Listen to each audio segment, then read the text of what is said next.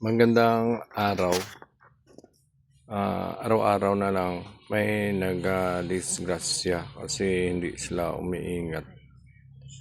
Ngayon, pag-usapan natin na pag may blind curve or intersection, dapat maghinto or mag-decrease speed.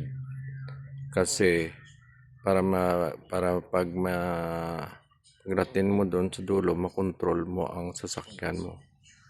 Kasi pag mabilis ang patakbo mo dyan sa blind curve o kung sa intersection, mabilis, wala kang preparasyon. Yung isang tao doon sa intersection and blind curve, hindi siya dumahan. Hindi niya alam may matanda na tumatawid doon sa blind curve. Kaya nasagasaan niya, hindi pa nakaalis ang matanda sa ilalim ng sasakyan niya. Ang mga tao tinulungan siya at ginlift ang sasakyan para makalis ang tao, patay talaga. Kaya pag hazardous ka mag-drive, delikado.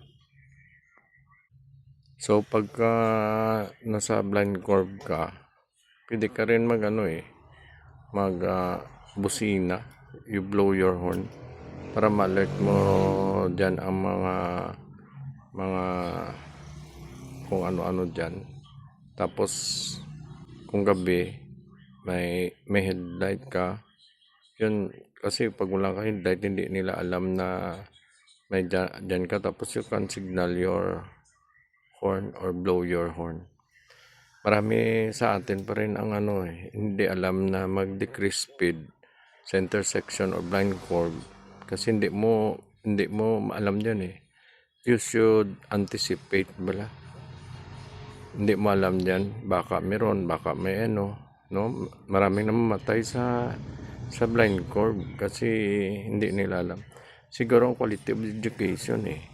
Kasi marami pa rin sa atin ay hindi alam kung ano ang pedestrian lane. Imagine, hindi mo alam kung para sa ano ang pedestrian lane. At ang isa pa, wala tayong disiplina na ang pag may pedestrian lane, patawid rin mo ang tao.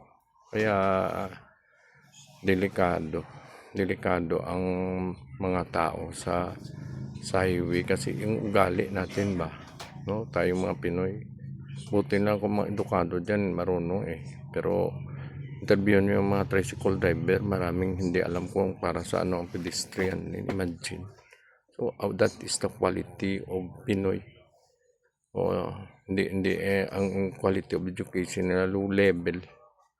Kaya mabuti yung mga professional na driver dyan nakapag-aral, alam na nila. Kaya kung driver tayo, dapat hindi ko na i-remind yun eh, na decrease speed sa blind curve ka, decrease speed sa blind curve or stop.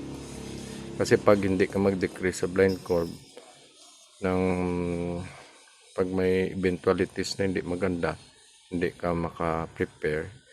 Yung marami sa atin pabilis tapos biglang sudden stop, sira ulo yun. Pabilis masyado tapos pag may tao sa gitna ng pedestrian, biglang stop. Ano ba yun? Dapat malayo pa.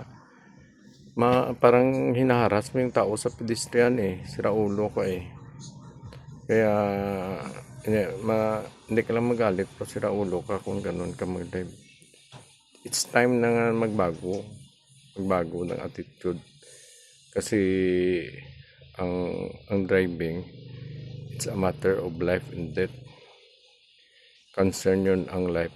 Pag sumakay ka sa sasakyan mo, you always remember nga it involves life, accident, and dapat may preparasyon. Kasi pag reckless driver ka, ikaw pa rin magsisisi. Hindi pwede madala-dala yung buhay ng ganun. Kawawa ka lang pag maaksidente ka. So sa next video ko naman. Thank you.